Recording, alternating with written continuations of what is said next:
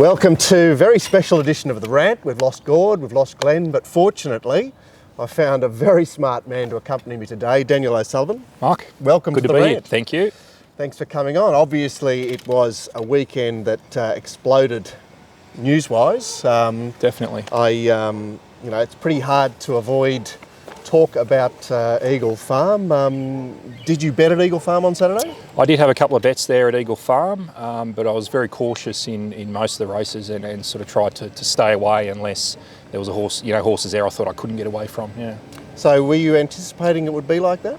There was a bit of talk, wasn't there? Yeah, there was a bit of talk. I mean, I was certainly anticipating the track to play the way it did in terms of the lanes and things like that.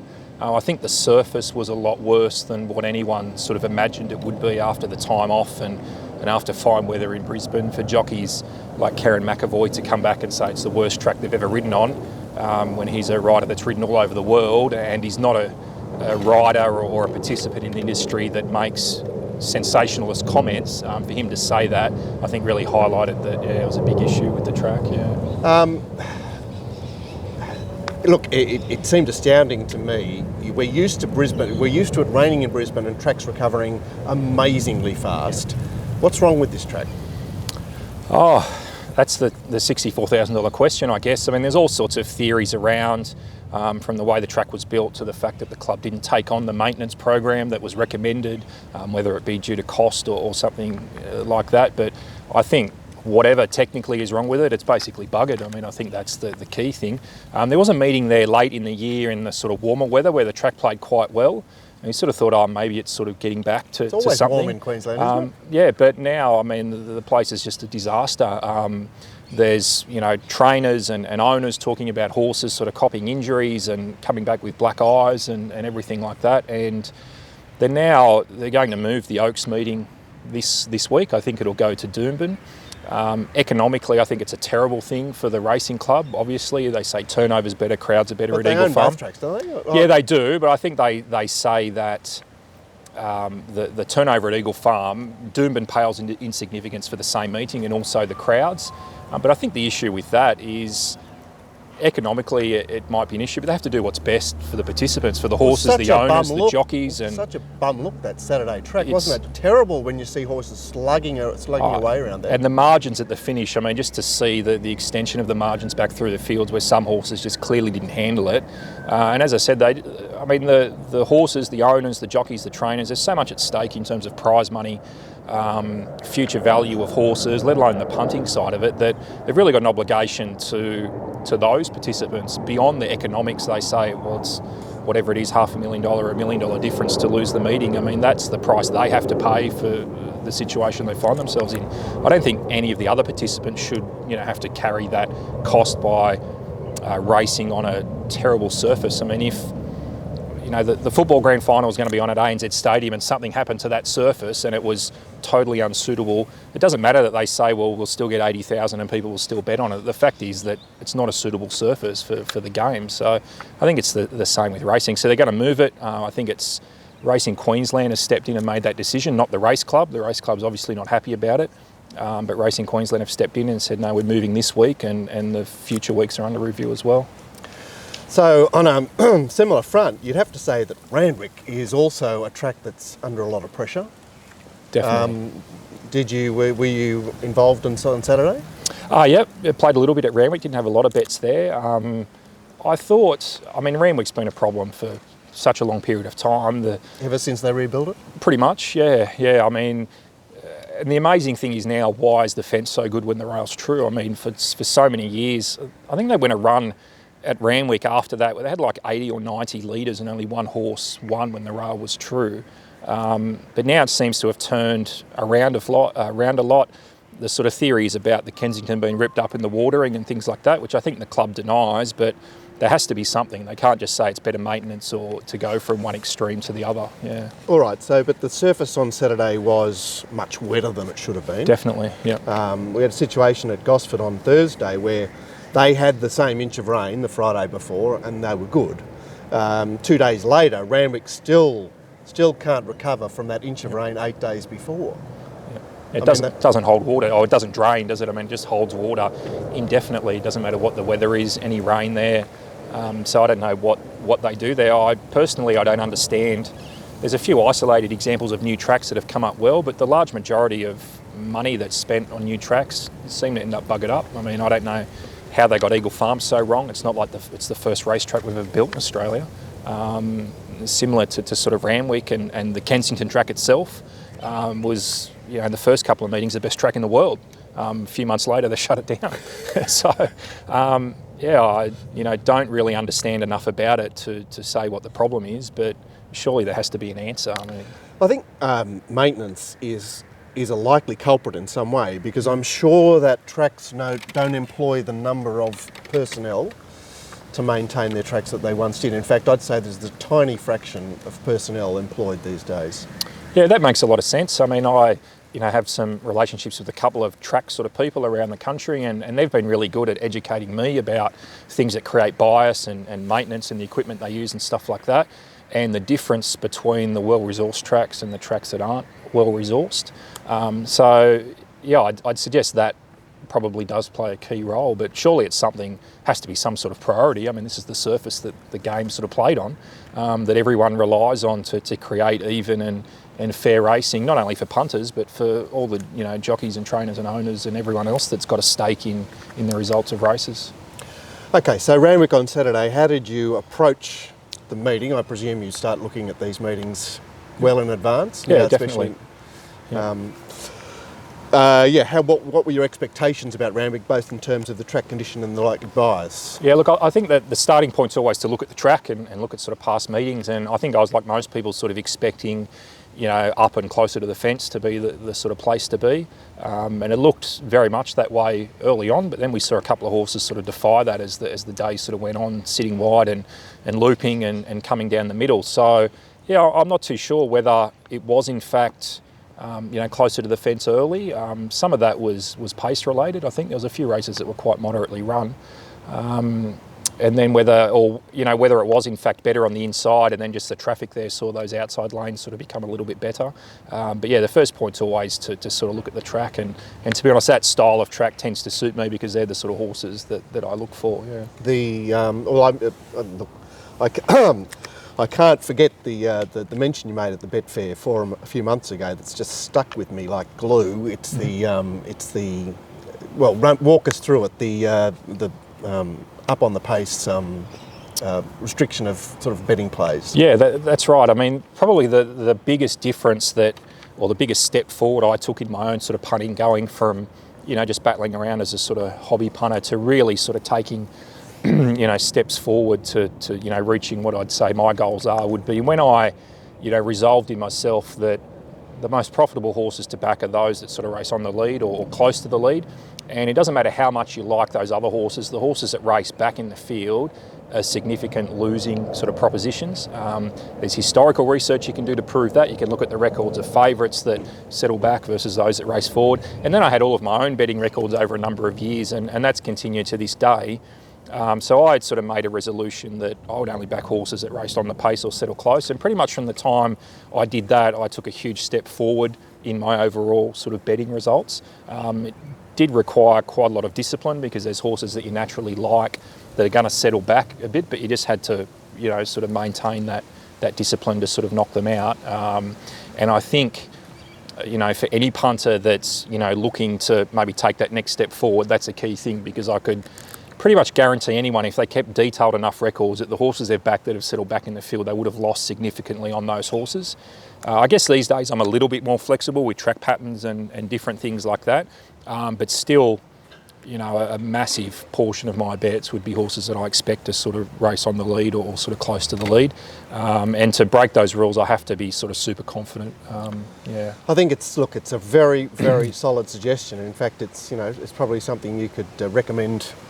100%. I think, as I said, if you keep those records, over enough time, you'll see that. That's what's been demonstrated in my records. Even the horses I've backed that did sort of settle off, midfield or worse, I liked them at the time. I thought the price was right. I thought the scenario was right. Yet I've still lost money on them, and that's it. Securing pretty good prices as well. So I think, if you're looking for something additional to maybe take yourself to the next stage, and I highly recommend that as a sort of policy to implement for yourself.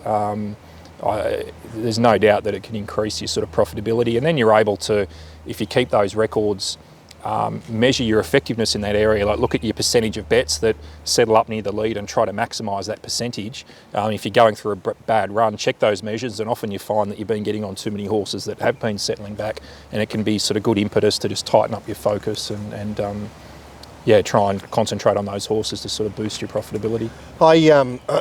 I've been listening to the Business of Betting podcast, and there's some already famous guests on that particular show, and the episode with Dominic Byrne really, one thing really struck me about it was his description of deployment of two banks, and it just occurred to me that you could almost use that type of strategy in relation to this. In fact, you've got your betting bank where you're betting as you normally would bet, and then you've got another betting bank that you might actually just restrict to those Absolutely. to that subset of horses. Yep. And so it's like you're just ratcheting up your action in a high percentage area. Definitely, it's a very high percentage. I mean, you can just look at general market statistics to show that. And obviously you can't predict with 100% accuracy where horses are going to settle, but the more effort you can put in to your map, or at least those horses you're interested in, where they're likely to sort of settle, and I think it's one of the biggest sort of value-added tasks you can do in your form work. Yeah.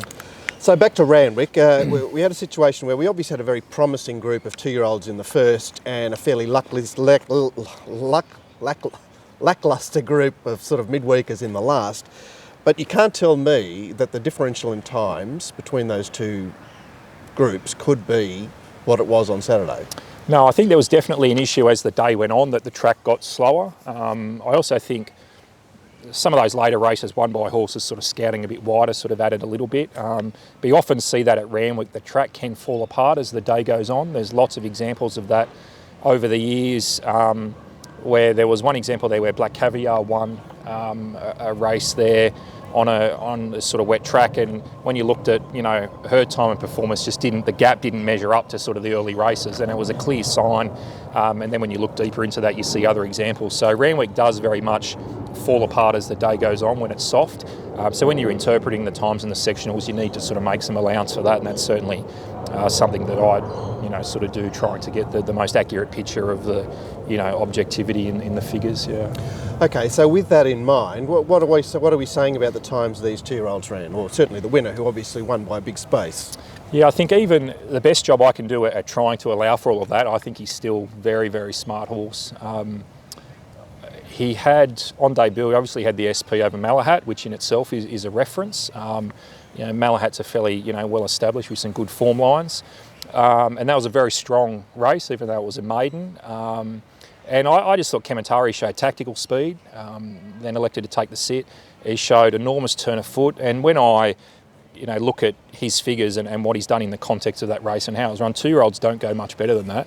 I'm not sure what they're doing with him, but I would be... Well, not taking him to Eagle Farm. Absolutely not. That's if I'd be protecting him from Eagle Farm doom, and I think he'll win the Golden Rose. I mean, the operation, the stable has a great record in that race, and to me, he looks, potentially an Astern, Exosphere type of horse. I think what he did there, the margin he put on those horses, the turn of foot he showed, and I thought he was still full of running through the line.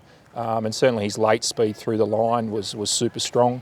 I think he's definitely the most talented horse to come out of the meeting, and I'd expect, he might be James Cummings' first Group 1 winner for the stable. So, yeah, what do you make of the James Cummings? I mean, obviously I suppose, I'll set it like this.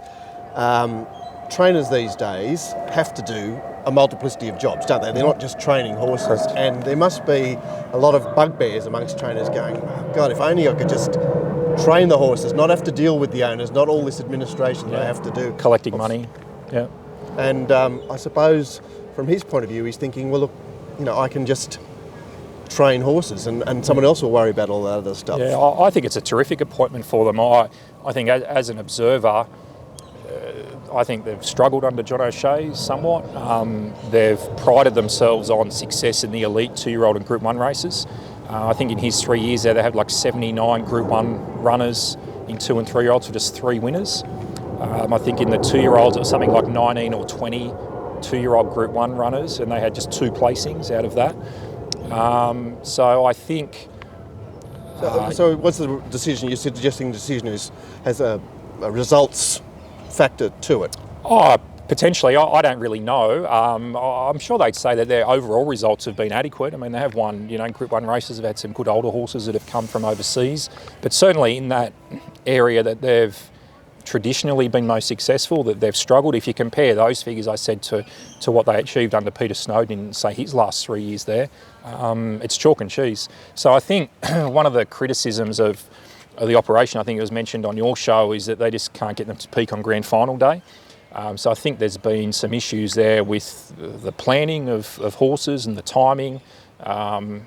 Just picking a target for a horse and going there instead of, trying to, have a foot in both camps, so to speak. And I think one thing I've observed with James is that I think he puts a lot of thought into how to manage his horses, how to time their preparation, how to get them to that end point in sort of peak. And I think that considered thinking and he's able to exercise patience when it's needed with horses to tip them out. So I think those strengths that he brings with that, when you add the bloodstock that he's going to have at his disposal and also all of the support around him, like you were saying, he doesn't have to worry about admin and all that sort of stuff.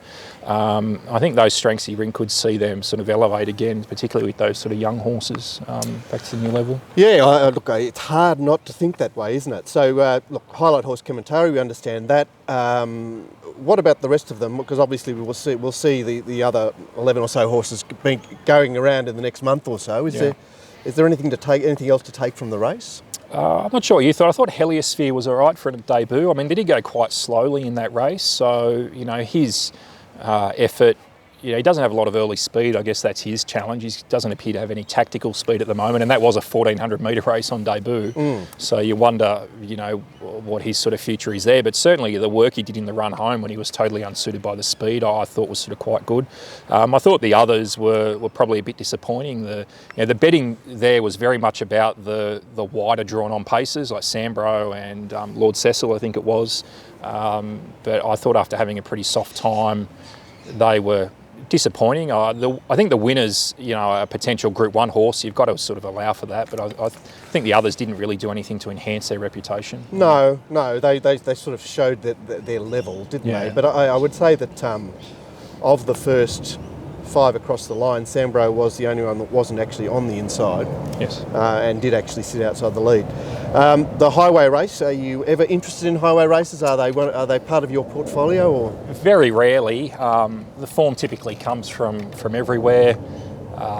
Big fields, so I find luck in running sort of plays a role. So I haven't had a lot. They're often won by those vanguard horses because they're country horses, so they lack a turn of foot. So yeah, that's right. That's where you're profile, positioning, and we saw that in this race, even though the runner-up showed some good speed from the back. But I thought Clipper was just there. I mean, jumped out. He was in the spot, which was predictable. They didn't go overly hard in the race. He sort of pulled out. And I don't think he showed anything great over the last 400 there. I thought it was just a driving sort of finish. And it was the others were slowing down significantly that allowed him to sort of pull away. And then, of course, you had the late closer from the back there that everyone seems to be raving about, but I'm not too sure about him. Well, the betting wasn't interested in it, was it? No. So we had a situation where on Friday it was 260, 70, whatever it was. It was, it touched $6.50 with centre bet with 10 minutes to go. Yes. Is the betting just being like it's putting the acid test on? It's saying, this is a spruik horse, but its running style is a handicap. Yeah, I think especially given the expectation of the way the track would play and what we saw in race 1, I think that on profile he was sort of poison as a betting prospect there. I thought the rider needed to be doing more sort of between the 6 and the 400. He didn't sort of do a lot between that point to sort of get into the race after they'd gone slowly. We may have seen a different result if he was able to do that. But then again, the horse was under a lot of pressure sort of approaching the bend, so he probably couldn't do any better. So he probably needs further, maybe 1,200 or sort of further, and he might win a race, but I think he's probably Saturday class horse at best. I don't particularly like that sort of profile. Doesn't have much early speed, just gets out the back and sort of zips home with sectionals. I find those horses, a bit over-spruiked type of thing. I'd always prefer to be on the likes of Clippers that are just, even though you might say there's not as much substance to their talent, but they're the ones winning the races because they're putting themselves in the position and they've got enough to to claim the race sort of inside the 200 and then hold off those horses. Yet again, we had a situation there where used to seeing highway races with very, very shit times, and the time they actually beat the flying for times, which is yet another example of that track being highly misleading as far as times are concerned. Yeah, definitely earlier in the day they had the sort of better of the conditions, so you need to make some allowance for that. I don't think there's any great science to it, but if you're doing figures, you just got to make some sort of assessment and look at the horses that were, perhaps in the finish and try and get a line sort of through there and hope for some, flow as the races progress, that he'd get progressively slower. Yeah. The staying race, fairly bunched finish in the end. In fact, the first three across the line all raced on the rails in the run, along with Sizzling Bullet, who finished fifth. Is there anything to take out of this race? I don't think so. I mean, the speed was, quite decent, I thought. The winner there, Monasterio, I thought, it's a great ride on the track, obviously, to come through the inside there, but they were just really whacking home the sort of last bit. The last 200 was particularly slow.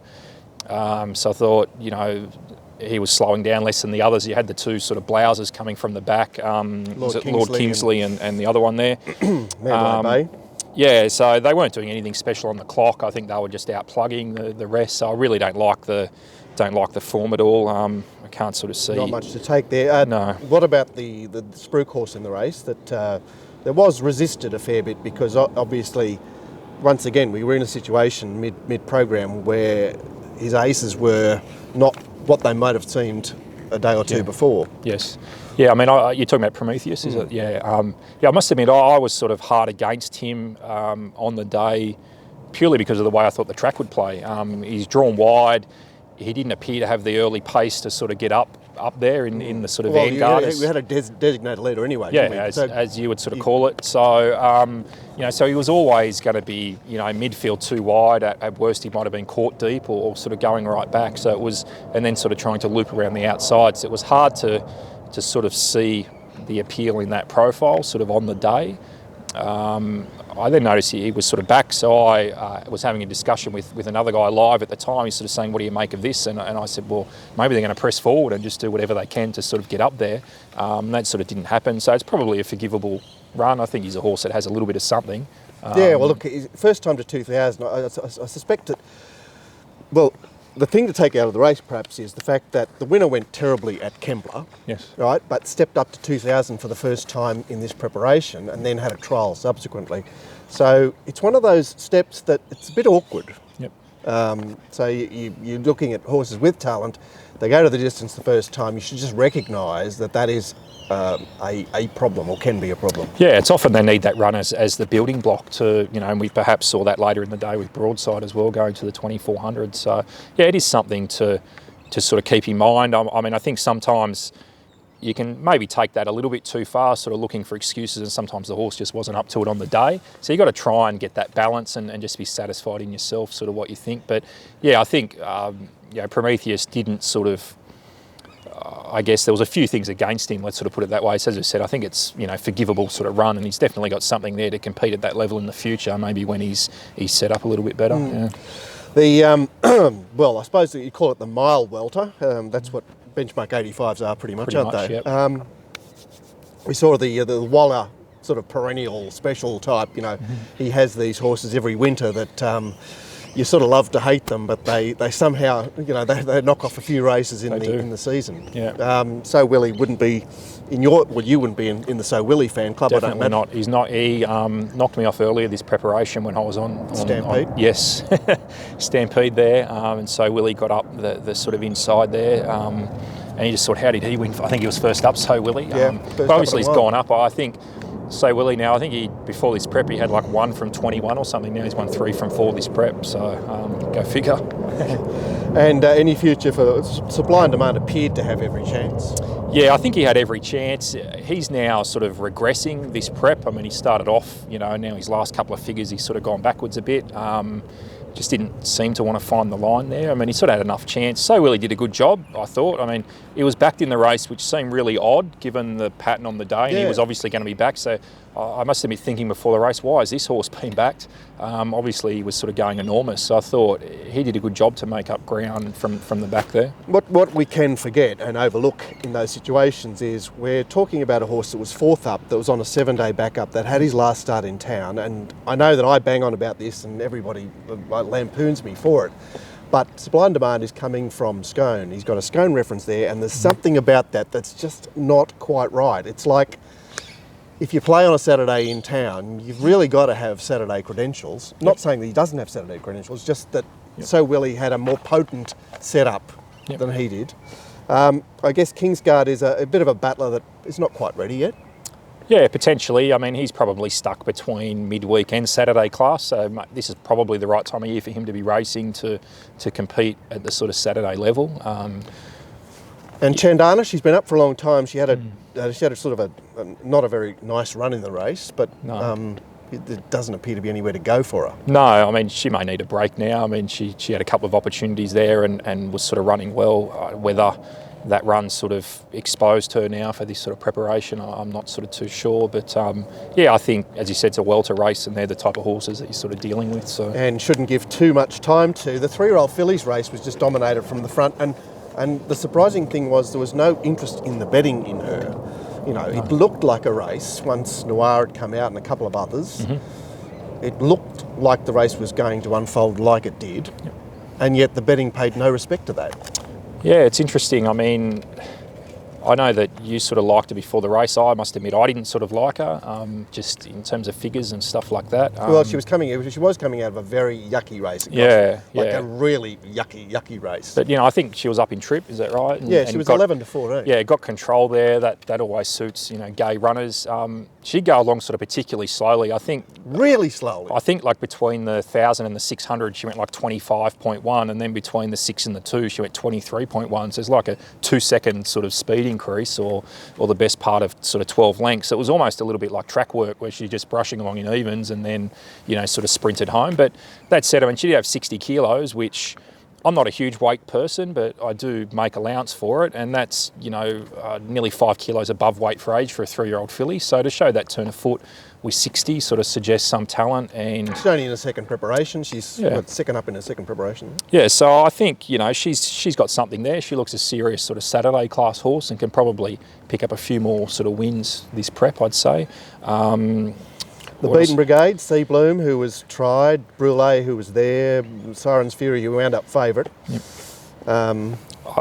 I thought Siren's Fury was an odd one. She was backed in the race, but was back in trip and was always going to be sort of back in the field, so I wasn't sure. Class runner. Okay. Perceived class somehow. It has to be. And it was also with that jockey riding as well. Just sort of seemed really odd support for her. I thought Sea Bloom ran better than the margin indicated, given how slow they went. I thought she did some pretty good work home. Maybe needs a bit further, but I've also got to be helped there by coming back to town. Like spending your time bashing up at Newcastle twice doesn't help your competitiveness. No, that's right. They've got to get. I do believe, and this is, I'm sure, part of your belief about in-town competition as well, is that, you know, hardened sort of competition where horses have to, you know, fight and exert and stretch themselves sort of more rather than getting the soft run and just having too much turn of foot and breezing past sort of lower class horses. So you know, she might have a little something. I mean, you do have to keep it in perspective though. She's still been beaten 3 lengths. So I wouldn't be sort of getting carried away with her, but I think her run and her talent's probably better than that margin suggested. I think that's a good point. But then saw a situation where in Times of War was heavily backed, really didn't look to get any type of a sympathetic run, and didn't look like it was going to get a sympathetic run, and yet justified her support by seeming to stretch her neck out in a way that I couldn't have really foreseen. Yeah, well, she was one, I must admit, she was one that I sort of liked on the day, and it's purely just, she looked to have a sort of little edge there in her figures and consistency at that sort of level, so it just depends the way you do the form there. Albeit I think the price at the end was probably a bit skinny. Certainly the early price was okay.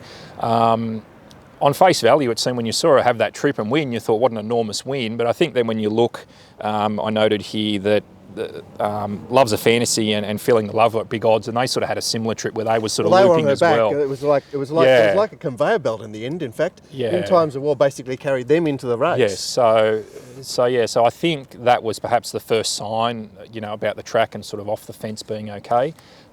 So in Times of War, she's a filly. She seems to have plenty of style, especially between the 4 and the 200. She can sort of show this bit of turn of foot, but then she doesn't want to find the line at all. So I wouldn't be getting carried away with the win, personally. I mean, I thought she was just sort of there. I think, as you said, those 2 longer price horses sort of maybe pull her back a bit because they were quite close at the end. And even though she carried them into the race, I mean, they were still 8-9 times her price in the market. So the fact that they got so close probably, I think pulls the race back a bit, and certainly the figures, even allowing for the fact that the track was deteriorating, there sort of wasn't a lot of substance there. Let's put it that way. Yeah, perhaps a collection of yucky mares that the winner being lightly raised, a 3-year-old filly ridden by the best rider. What about Siskin, who I thought had a lot against her in that race? She seems to have performed quite strongly. Yeah, I thought the run was okay. I mean, done a good job to win. I think it was the first 3 that she won this prep. Maybe just sort of exposed. I think, did she race at Scone as well? Is that right? Yeah. She raced at Scone. She resumed at 1200, went to 1250, then 1300, and then came back to 1200 on Saturday, which, and rising in class, coming back in distance is no. Yeah, I mean, it's just the setup. I mean, it doesn't jump off the page at you as sort of a horse that you really want to find, despite the fact that she was always sort of there competitive. It was sort of, I looked at her in a case of sort of asking, yes, you're there, can see your claims, but what's the market really underestimating? What's there to sort of carry her to a new sort of level to maybe sort of win this race? So I thought she was sort of fair enough, and she might knock around in a couple of other races and probably be competitive. Yeah. The feature, you mentioned Broadside earlier, so talk us through what you saw from Broadside on Saturday, who was backed and laid. I mean, he had his supporters and he also had his resistors. Yeah, I think first thing about that race is they did go quite hard. I mean, the caller was sort of saying they're just going even, but when you look at the figures and you look at how slow they came home in and where the winner came from, I mean, everything pointed to that being a very solidly run 2,400 metre race. I think it was a good tactical choice to take a sit in the race. And the way I sort of looked at him a little bit before the race, but definitely after, is what he did the start before was very impressive. But I think it was a definite sort of spike. I don't think that run was indicative of, I guess, his sort of median level of form. And in that scenario, more than 80% of horses sort of regress at their next start by more than a length. Or at least need to bed themselves down, don't they? That's right, yeah. I mean, the difference there was that, so you could, reasonably forecast him to sort of regress off that run to some extent. How far is subjective. And then you had Allergic, who in his last run was quite a good run at the 2000. More closer to his general level of form, and he still gave himself some opportunity to progress because he was getting to the 2400, the track wasn't too wet, and as it turned out, he got a strong sort of pace. So everything went well. So I think given his previous run, where it sat relative to his overall level of form, he sort of had that opportunity to go ahead, whereas Broadside always looked like regressing. And I think that's what happened in hindsight. Broadside still ran well. It would probably be better for that experience at 2,400 metres. I think shouldering out, it just, I know, I do actually like what you said about taking the sit, but the fact is he's a Dow horse, and I think the cuteness of sitting box seat wouldn't have really helped him.